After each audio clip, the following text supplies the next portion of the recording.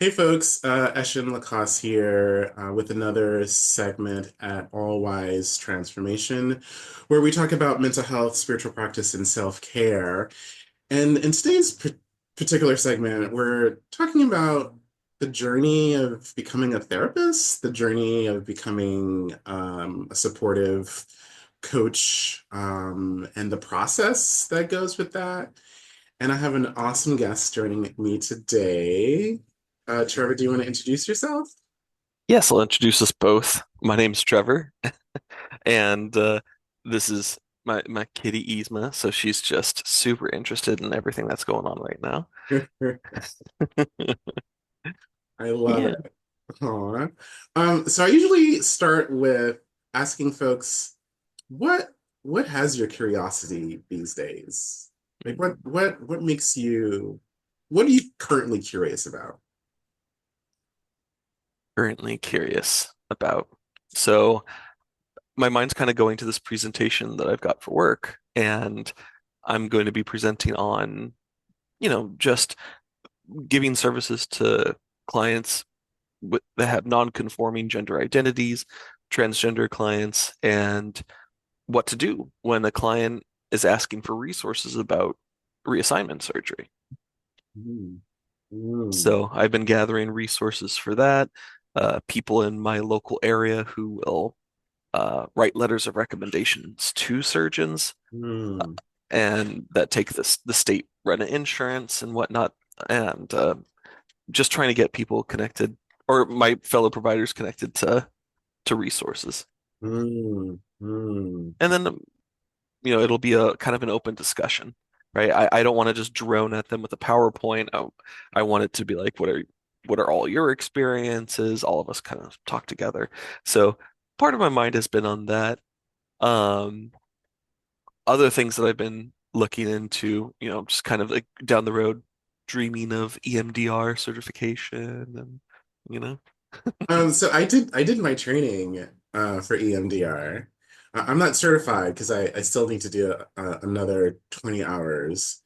And I'm really enjoying it because there are aspects of it that brings in like a somatic feature to it. Um, so what's sort of pulling you towards EMDR? I'm curious. I really love how the data is showing how much it can help people in such a relatively short amount of time. And there are some people who are pretty resistant to talk therapy, especially when it comes to trauma. And so with EMDR, it's going to allow for less talk Hmm. and then adding in that somatic component that you're talking about, which kind of cutting straight to the neuropsychiatry, neurology, neurness, neurness, that's what I'll call it. The The neurness of it. the And then because I always I like to be diverse in my yeah, skill set. yeah. And even though I really enjoy the normal talk therapy modality way of doing things, I want to be able to offer coming at a difficult subject in a different angle. Yeah, yeah. It's funny because for folks who don't know, EMDR is uh, eye movement desensitization des Sensitization. desensitization. It's one of those techniques where it takes the talk out of it, right? Like it's like a sequence of events that needs to be followed. And there is one particular client which I was like, oh, this is not gonna do anything for. And when I started using EMDR with her, um, I'm seeing some really interesting results. Some stuff that are coming out in our sessions that I don't necessarily know would have manifested through talk therapy, Mhm. which is very interesting. Yeah. That's So a, I'm oh, go ahead, go ahead. oh no, that's okay. Go ahead.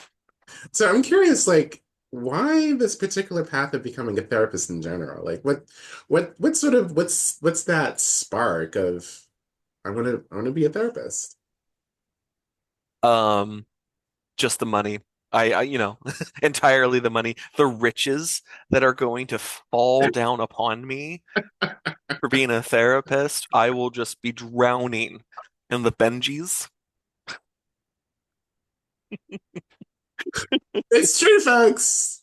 It's about the financial gains. Absolutely. It's about capitalism. I'm going to feed off the pain of others to make myself rich, like some ginger Pennywise.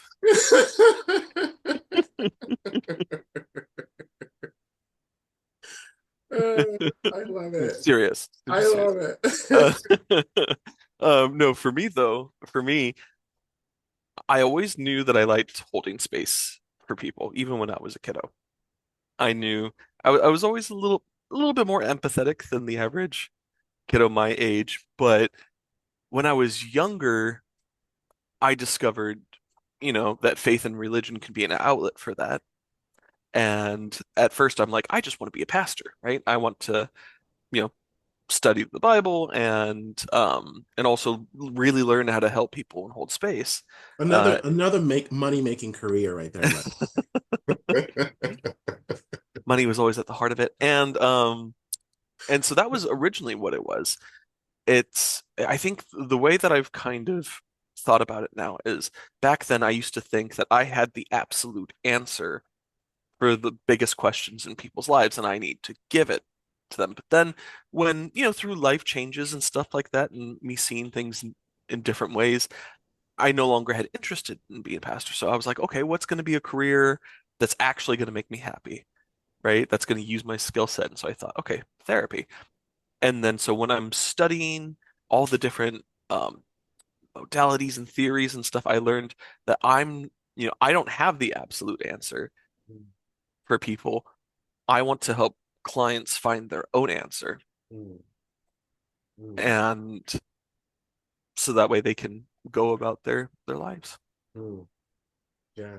So I know for me, when I decided to go in this path of becoming a therapist, um, as a person who was struggling with depression and struggling with my sexual identity, I was hospitalized for suicidal attempt, and during that time, I had a really good therapist who really supported me, and I was like, this is a job. So somebody does this for a living. They hold space for other people to be validated. They hold space for other people to work on insight. Like what?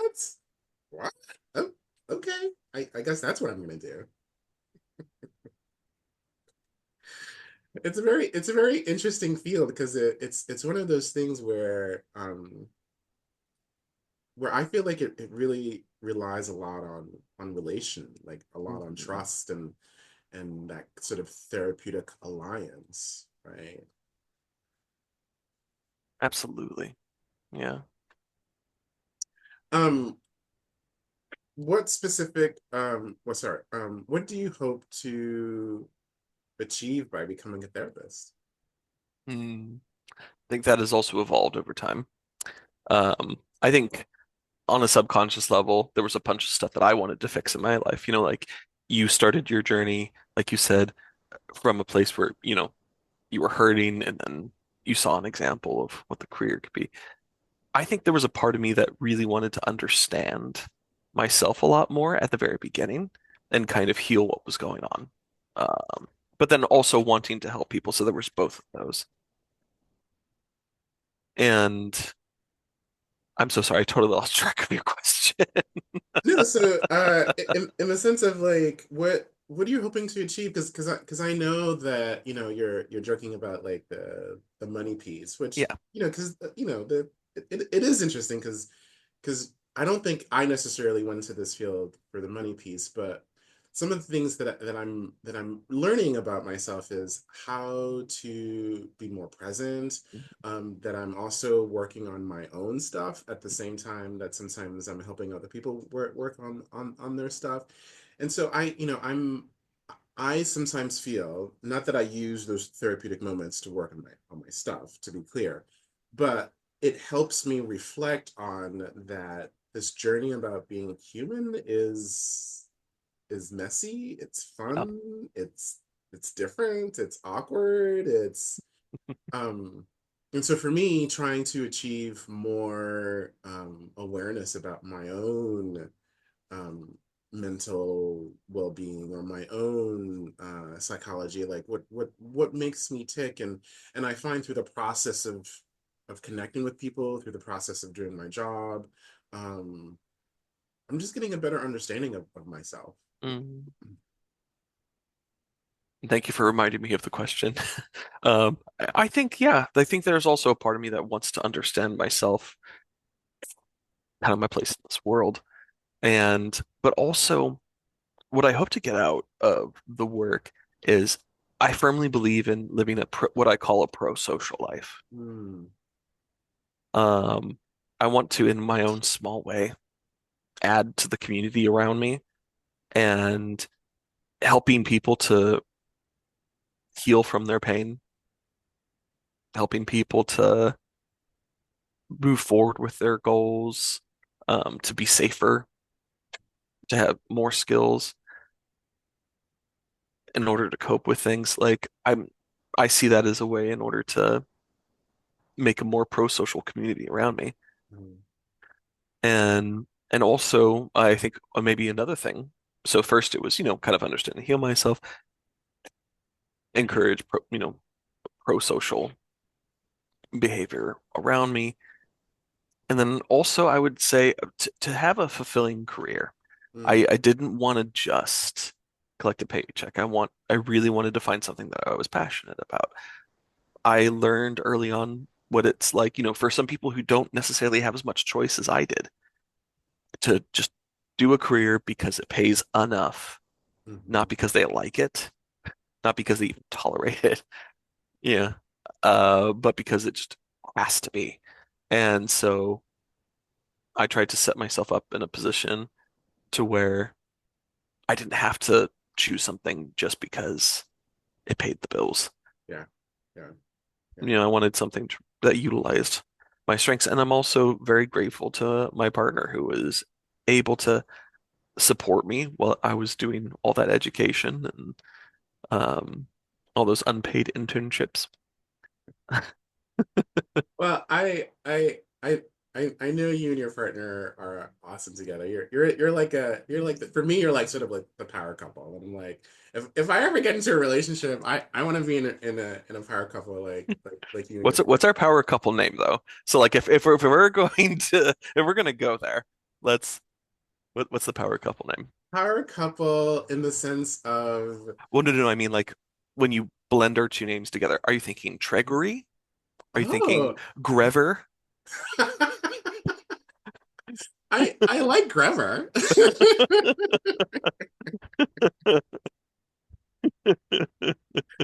I was sort of thinking like persona. Like I find that the two of you like really fun and really like grounded, because I've hung out with people who are just like, oh, we got pretty uptight and they gotta like do X, Y, and Z. Um and you folks are just like really just fun to hang out with, and I don't think a lot of people are just comfortable to just be like, hey, let's just hang out and just chit chat or watch a movie or which is important, right? Because I also think that translate to some of the stuff that you're talking about, right? Like to have other affirming people in your life that sort of is supporting you in that career path, right? Yes. As I drop myself out. It's all good. Um, let's see. And so, how do you handle difficult emotional situations with clients? So, are you meeting with clients? Because I think you're Hmm. meeting with clients. How Yep. are you navigating those sort of tough moments? As best I can. Uh, so I'm pretty darn new, right, in the field. I'm working towards my licensure, so whew, I mean, I will say this.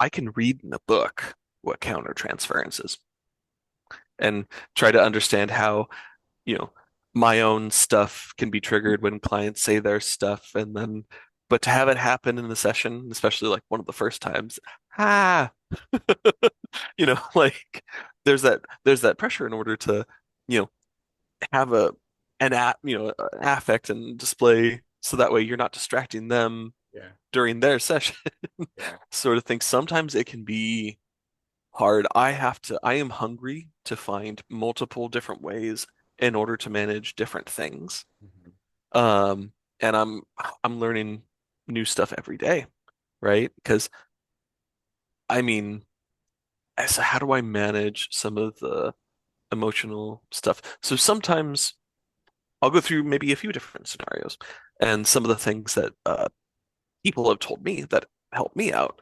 Um, so I had one supervisor talk about how she uses a visualization technique. So let's say there's a client that's presenting with a lot of sadness and a lot of depression and hopelessness and whatnot. And so what she will imagine herself in is kind of conjuring this sort of bright, crystalline sort of bubble around herself to where she can see this, the other person's sadness flowing around her, flowing over her, get the Mm. measure of it, see it, still be kind of connected with it, but not Mm. affected by it. Yeah. So what I kind of did, repackaged it in my own nerdy way is, like casting a Patronus from Harry Potter, like that positive kind of Yeah. spirit animal, Yeah. um, Yeah. that not because I'm trying to push the client away from me necessarily, Yeah. Yeah. because I've got to be able to still sit with them wi- in it, right? To see how they experience it, but then also to help guide them towards, regulation and processing and whatnot. Because it's so easy if I'm not careful to just let their sadness kind of overtake, and then now I'm Mm. not in a space where I can be as helpful to them. Um, there might be other times where maybe my client might say something truly horribly offensive that goes against my particular values, you know? And then so yeah, I think, I won't use the word on here, rhymes with maggot and starts with the letter F, describing one of their kids. And then so, there's this inner reaction, that's like, and then, but, Yeah. Yeah. Yeah. just want to put on acrylics and scratch. But, and then so one thing in order to help that particular reaction is something that a mentor, uh, Chip, taught me: curious before furious. Mm. Mm. Curious before furious. So then what I might do is, well, Regina George Trevor, Mean Girls Trevor wants to scratch. Like, I might, kind of like, I play with my beard a little bit, try to, manage my affect and be like, okay, yeah, that seems to be a strong reaction to what your kid's doing. Yeah. Could you please speak more to that?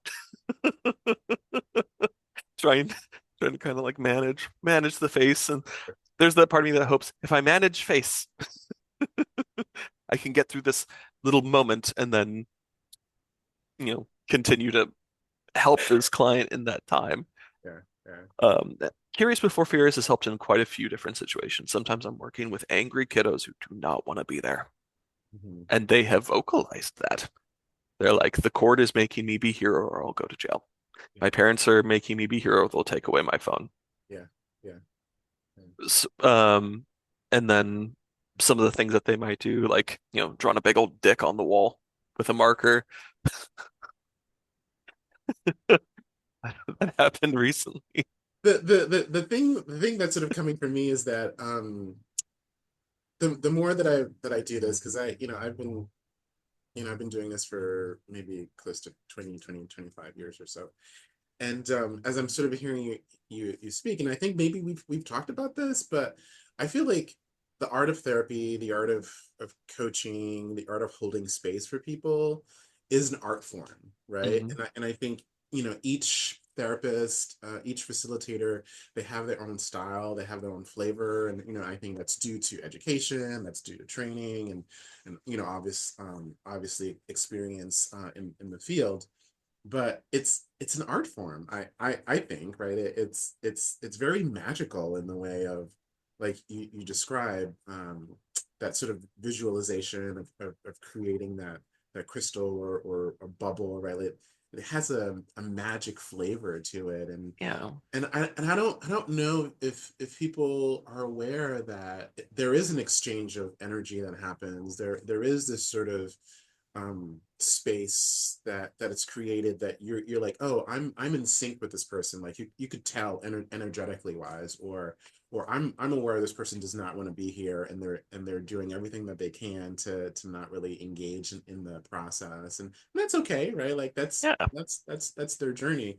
But I think as the facilitator, it's very much an art form. Yes. And my goodness, I did not realize how much art is involved, right? I think there was a part of me when I was first learning the biz, you know, um, that it was a lot more science, like I'd be a lot more of technician, like, Mm, mm, they say things, and then maybe there was a part of me that thought I go beep bop boop, you know, technique, and then sort of go into that, and it's not, there is a lot of science, of course, and a lot of evidence-based practices, yeah, and I think there should be a lot of science and testing behind what I do. right. Like But EMDR, right? yeah, That's an example of rigorous testing, or cognitive behavioral therapy, or DBT. Right. Yeah.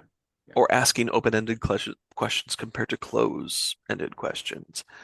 Um, and then so, but I do appreciate more so now how much art there is, and how the art, I think, is what connects a lot of clients and therapists together to create that therapeutic alliance. I mean, the research is pretty clear for many decades that clients will not really remember the exact techniques that were done. They will remember the quality of connection Yeah. between the therapist, how it made them feel Yeah. to be connected and understood. Yeah. Yeah. And yeah, I mean, but sometimes like the art of it can be tough, but sometimes the art can be pretty fun. And sometimes it can work better than any manualized technique. Mm-hmm.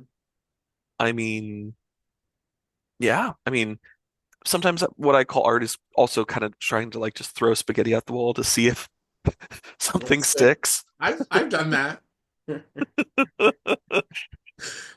I don't know if you've seen the meme of like where it's like one of the Marvel characters, Moon something, and it's like random bullshit, go.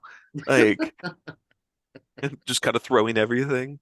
And I've also had these sort of beautiful moments where I've I've been in a session where someone's sharing, and I don't really know what to say. I don't really know where to go, and so I'm just sitting with the silence, and then I go to say something without even thinking. Like, this something just comes out of me, and I'm like, oh, that's exactly what the person needed to hear, and that's exactly resonating with what the person is feeling, or the Mhm. question that they're asking. And so sometimes I feel like there is this sort of muse, or sort of energetic thing that happens in a session when you are, for the most part, aligned with the participant, or with your client, uh, Yes. which I think is beautiful, right? Which is part of that artistic aspect of therapy. Yes. Those candid moments. Those real genuine moments that kind of really cut to the heart of things. Yeah, Yeah, yeah, yeah, and absolutely. and and it always sends a chill through me. Like, ooh, that was needed. I don't know where that came from, and maybe it's because I've been working with this person, and so subconsciously I've been sort of piling up this information, and it came out on a subconscious level, but it always gives me chills, and it's like, oh, okay, that was right. That Hmm. was right. And in those moments, I'm just like, oh, this is why I do this job. Yes. I'm Yeah. curious, do you feel like you have a particular style or a particular flavor, or I know you say you're interested in EMDR, and but like, yeah, are you more heart-based? Like, let's go with the feeling, or are you sort of more like cognitive based, and like let's break down, these sequences of problems? Like, what would you say is your style or flavor of therapy? I would say for me, um, I've got I try to stay true. I try to stay true to who I am as a person and with a good theory modality. And for me, I think it's person-centered. Mm, mm, Now, that doesn't mean I never branch out of person-centered theory. And to me, the way that I see person-centered is really it's all about creating that relationship with the client. mm, It's about giving that unconditional positive regard. mm, Uh, the it just the rapport building when if all this is not working in a session, I will fall back to nurturing, the current relationship, like what's going on in the moment. Um, Also, I think I come from not co necessarily cognitive behavioral therapy, but I want to distinguish the difference between that and strength-based cognitive behavioral mm, therapy. mm, I'm a firm believer that clients do have answers to their questions, that clients do have solutions to their problems. They have strength, and otherwise they wouldn't have made it to that session, yeah, yeah. or they wouldn't have sought help in the first place. So I ask questions, and I've been doing this new training on a brief solution focused therapy, Mhm. where it even asks questions in a positive and strength based way, like how well have you managed your sadness this week? Mm, Instead of asking how intense has the sadness been this week? mm, mm. I am asking the same question, but I one assumes that they have managed the sadness on some level Right. compared to the other, which is kind of just focusing on the problem, Yeah. where I want to ask things in a way that constantly bring the forefront to a client's mind. What have I already done? What have I not given myself credit for? Um, what else might I be able to do? Or, you know, how awesome have I just been? Like, celebrating those victories, but then there is something to be said about holding space too when stuff is tough, right? There's I'm not trying to, put just happy stickers on sad situations all the time. Sometimes it is important for silence, for processing, for Mhm. feeling the emotion too, all of that, and giving that sort of safe space to do it in. Um, I just, I suppose I have a lot of optimism Yeah. And for my clients. I definitely feel like I come from that school of thought where the where the individual has the internal knowledge to be able to work through or process or find the skills. Because I sometimes I get the feeling like a lot of folks come, and I have met folks who come to therapy where they feel like I should give them the answer, or I should tell them how to sort of do X, Y, and Z. And sometimes, in the beginning, I would, and then, I would sort of have this willful behavior, like, oh no, I'm not going to do that. So it's sort of like, yes, I want the advice, but I'm not necessarily going to take the advice, right? Like, yeah, yeah, I want you to give me feedback, but I'm not gonna do the homework that you've assigned to help me, really process. And so I've sort of learned that individuals intuitively, and like as you're pointing, like how do I help somebody draw that stuff out of them, right? How do I help somebody get feel more empowered and feel more in control of, not necessarily of life, because control is an illusion, but and I a comfortability with their internal emotional landscape, because that's heavy to sort of sit with, specifically by yourself. Mhm. And I think that creating that therapeutic alliance, that therapeutic relationship is key to that. I mean, setting, giving them a space to where the conditions are right in order to draw out that knowledge. Yeah.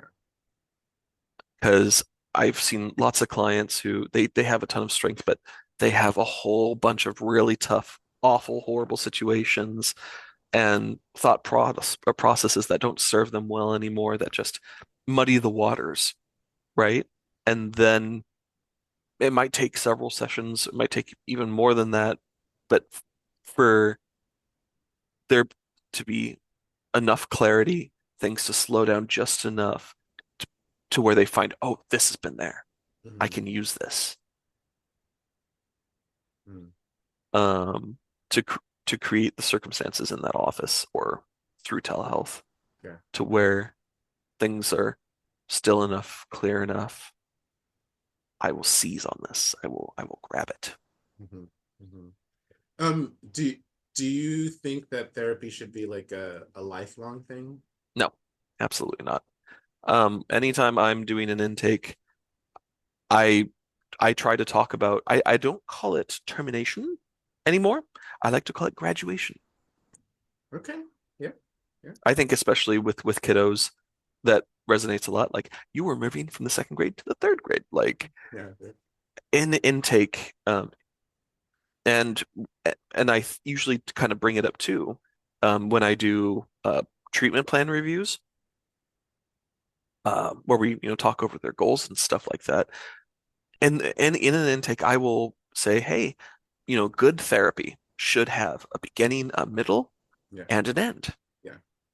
Yeah. And you know, let's talk about goals where when if you've met these goals, then you can graduate from therapy, right? Well, what are these things that need to be met for you to be able to say goodbye, thank you, and boop, or not necessarily thank you, but Yeah. sure, Yeah. a thank you would be nice, but I hope you know what I mean, where it's like Yeah. where you can, bid therapy goodbye and try and go about your life. Now, I think that some problems take a lot longer Hmm. typically than others. If we're talking complex trauma, I mean, it typically takes a while. Stuff like EMDR can hopefully shorten that, which Yeah. is why I'm super interested in that. Because I mean, I want to, I'm hoping to help get clients through the process of therapy as safely, thoroughly, but also as quickly Yeah. as possible. I do not want to rush therapy, mind you, just to boot them out the door so that way the next thing happens, they come back. That's not what I want. Right. But I hope that clients learn that they can do life with without the assistance of therapy every single week Yeah. forever. Yeah. Well, it sort of changes I think the flavor or the dynamic of it, where it becomes more like enabling, kind of, where the person isn't necessarily using the skills or practicing the skills and coming back and talking about what works, what isn't working, or they're not necessarily using that time frame to process, right? It becomes like I have and I've had clients where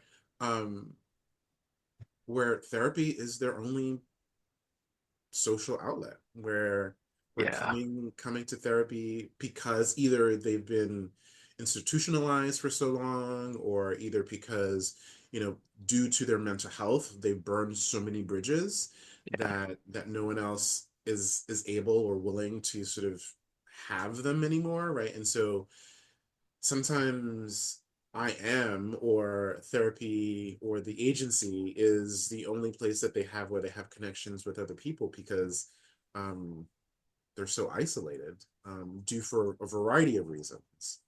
And I find that case to be a little harder to make the transition of like, okay, let's graduate you from therapy. Um, Yeah. Because oftentimes when as soon as you bring that up, then all these behaviors and then, like they're yeah. like, oh no, I absolutely need therapy. Like, Mhm. you don't understand. We've got so much more work to do, at least 10 more years.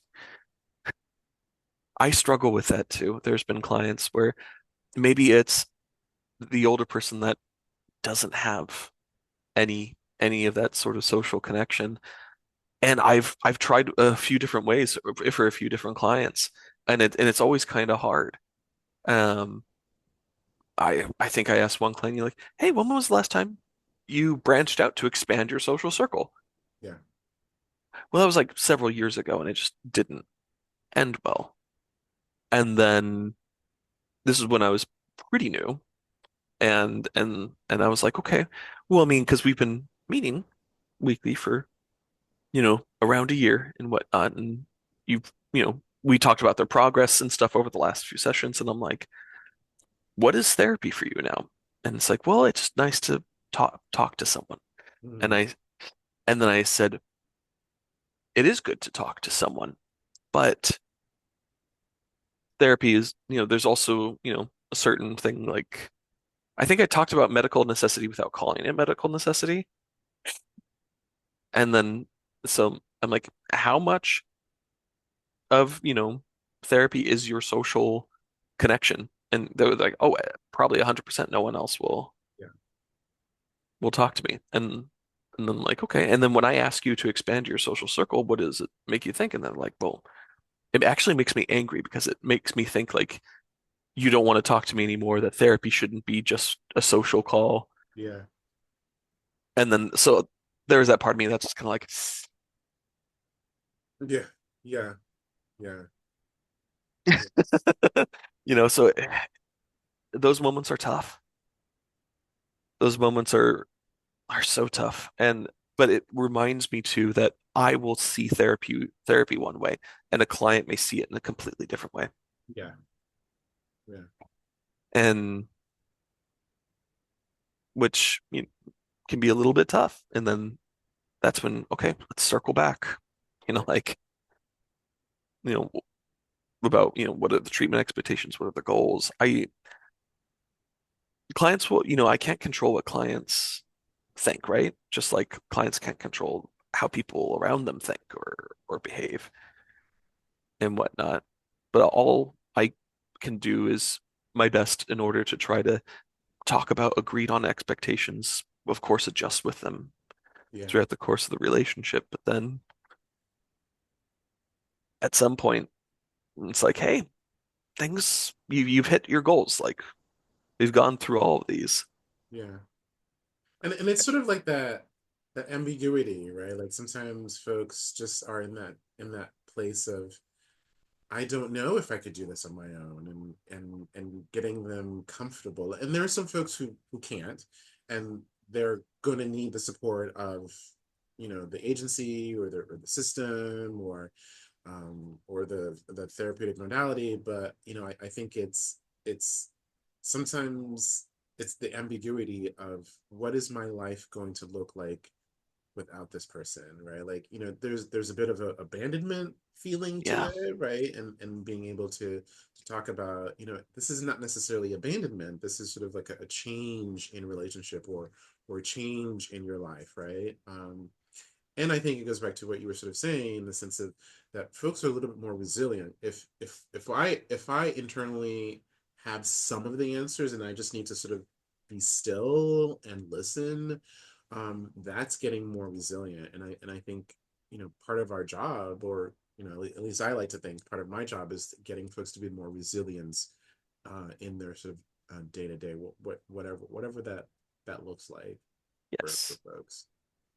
And as you were talking to one another thing that kind of pops up is just how because most of my experience has been community mental health. In fact, all of it has. There are some people who've been on wait lists for months and years, and the time that they had to wait was so awful. They will be like, I will stay connected to therapy even if I don't need it, because if it Yeah. pops up again and I need it and I have to wait another 7 or 8 months, or like that's the thinking of many of our clients, especially Yeah. parents of our clients, Yeah. where, you know, where it's like, it's that fear of just how long the wait times are for most agencies.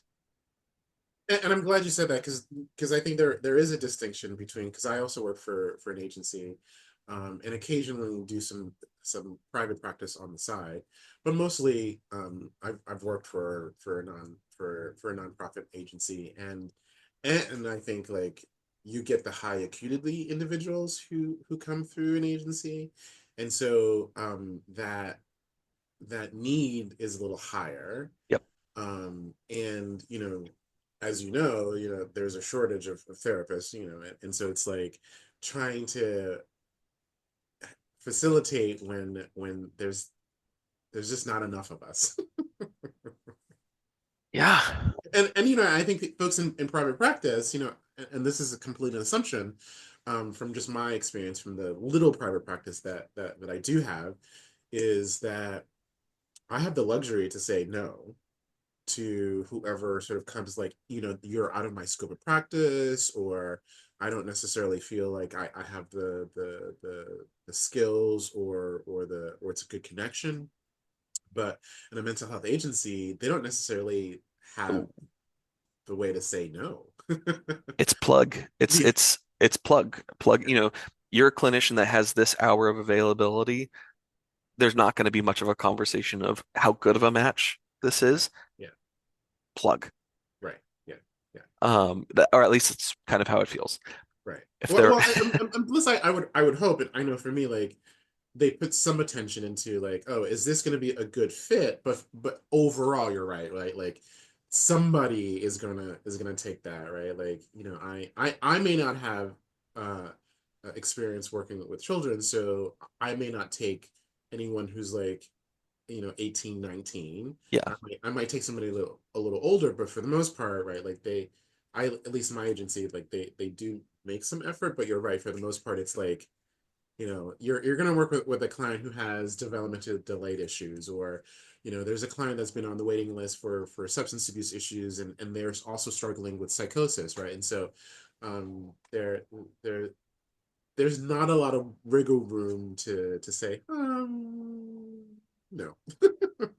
yeah, And I'm not saying that's bad. That's that what I'm saying. But in an agency, there's less wiggle room on your ability to say no. yes.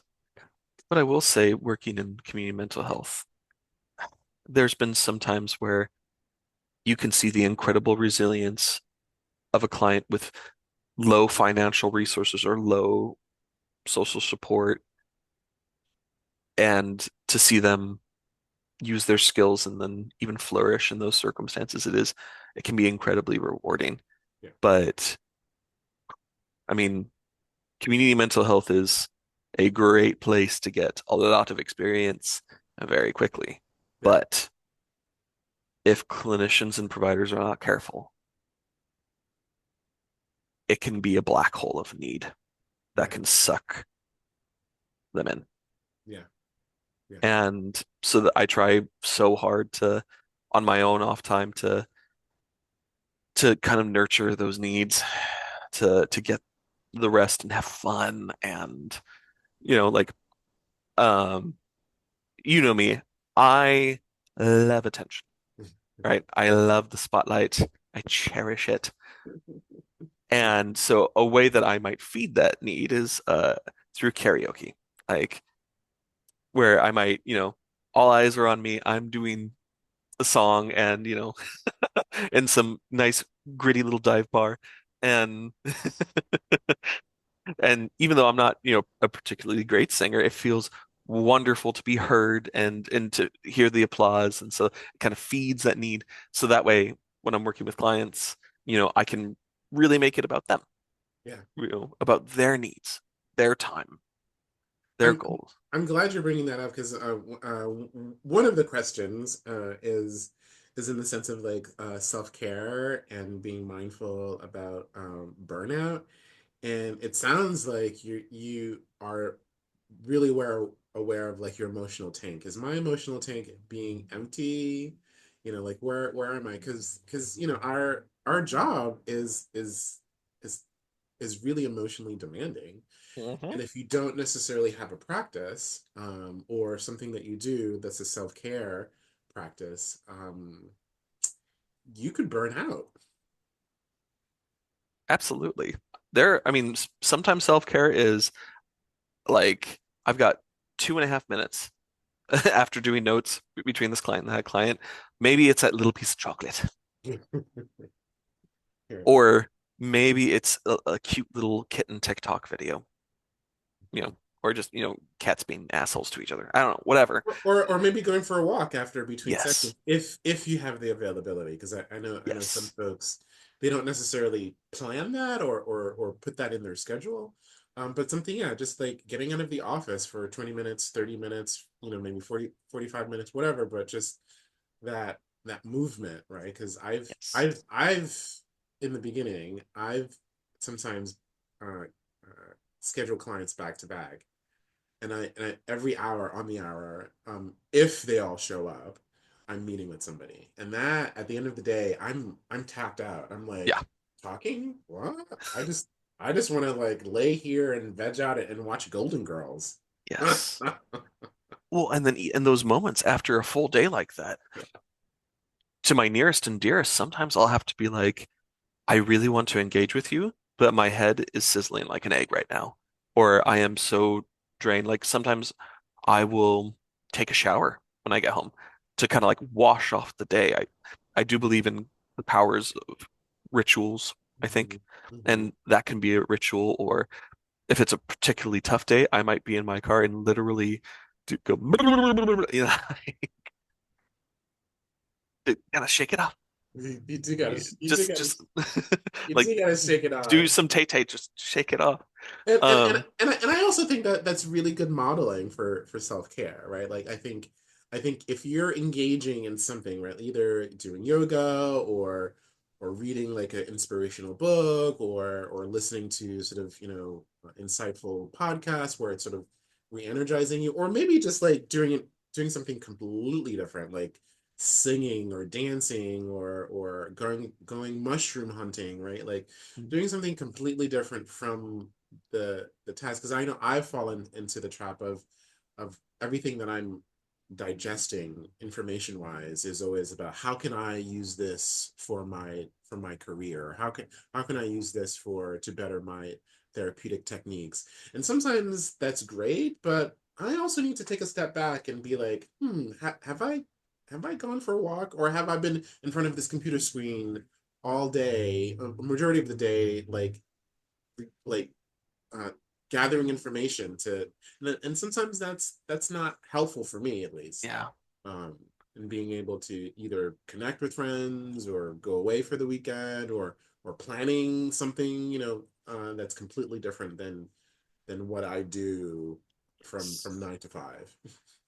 Yes, absolutely. And I think primary for my self-care too is staying connected to my own therapist.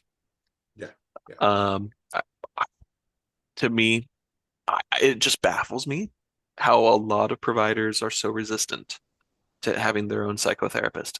And to me, it just seems so strange, I right? know when I started, you know, one of the supervisor therapists that I was seeing, like you should be in therapy too, because you need to know what it's like to be on that other end, and you need to keep your own stuff in check.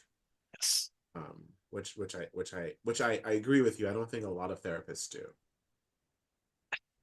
Yeah. I mean, now sometimes in my own therapy, do I get in my own way? Where like I'm kind of like putting on therapist hat while I'm in my own therapy, and then my therapist is like, "That's my job." I, I have a lot of a joking rapport with my Yeah, therapist. no, I've been there. I've been there. I've I had one therapist who called me out. I'm like, ooh, yeah, okay, I'm really not sitting in this. I hear you.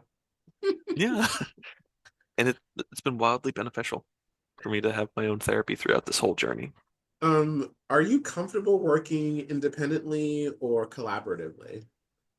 So much more comfortable collaboratively. I am a social creature. I mean, humans are social creature, and I feel like I'm like especially social. I just to be able to go up to a coworker and talk about their own personal lives, to get out of clinical for a second, or to be in supervision and being like, hey, can you help me do this genogram in a different way with this client with this presentation? Like getting the technical expertise of it all, but also sometimes with the emergencies.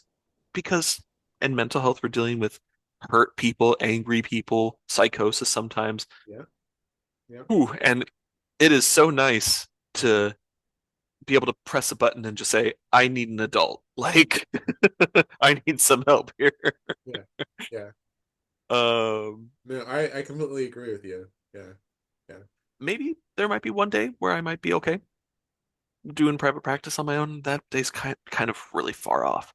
yeah, Though, I mean, it may be sooner. I'm a little worried about political realities going on today. I'm looking into insurances that might allow me to be a therapist in a different country. And none of that can happen until I'm actually fully licensed, right? yeah, yeah. But that's something that has to be a part of my math. And Hmm. like my career math, unfortunately.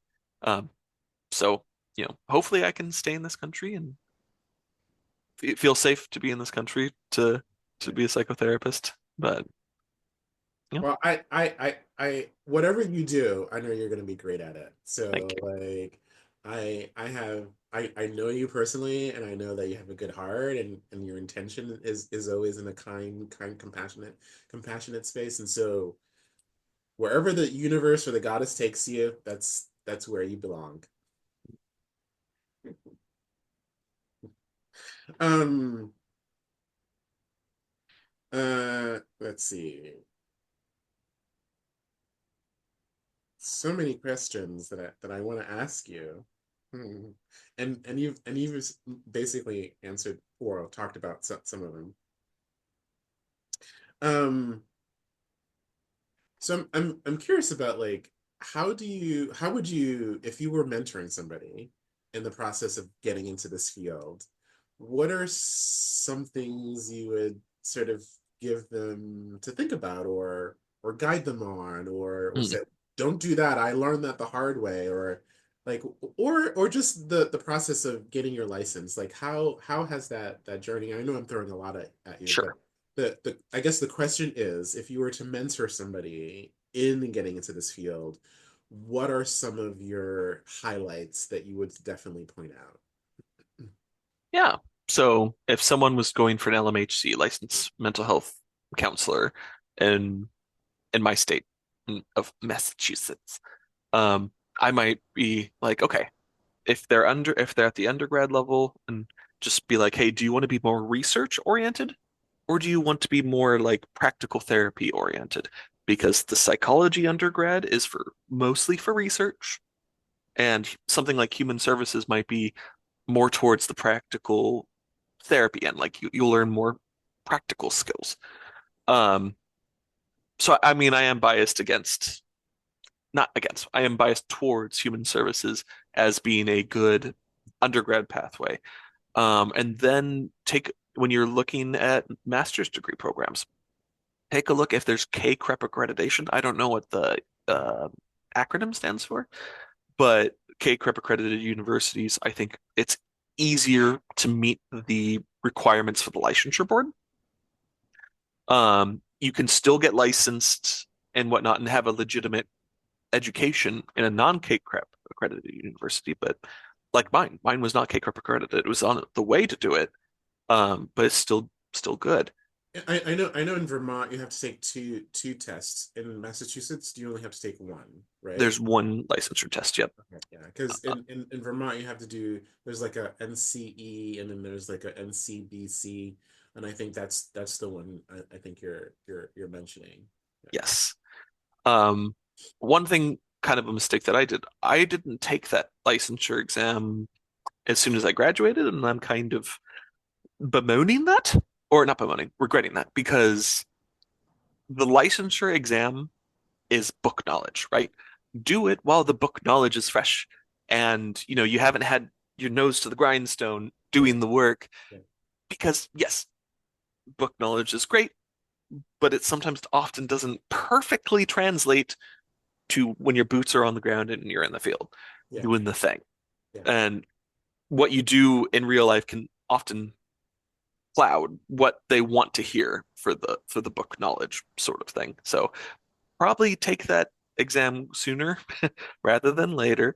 Um, and yeah, and I would say to people starting out in the field, always stay curious mm, and stay humble and try to get as much training as you possibly can. mm. Um, and also, you know, stay connected to psychotherapy, I think. So that way it reduces the chance that they might get into this field and use other people to fix their problems, to heal themselves. Yeah, yeah. I do agree with you. I feel like because I sort of did things backwards too, in the sense of where I waited way after because I have my substance abuse license, and so I sort of waited. And with substance abuse in Vermont, you only have to take one test, and so and I did for my mental health. I did one test and I have to sort of get ready to do the second test. Um, it makes a difference when you're in school. All that knowledge is fresh, and when I taken the test, I was like, oh, this is more technical than I feel like my job actually is, Hmm. in a weird way. So I wish I had somebody who told me, as soon as you're done or getting close to be done, schedule that exam, because Yep. it really, really, at least for me, right? I wish I had done it that way, that you're saying. Yep. Me too. But I think I'll pass it. I'm a pretty solid test taker, but it would have been I easier I had I. I I know you're gonna pass him, and so like hands down, I know you got this. Thank you. No, no worries.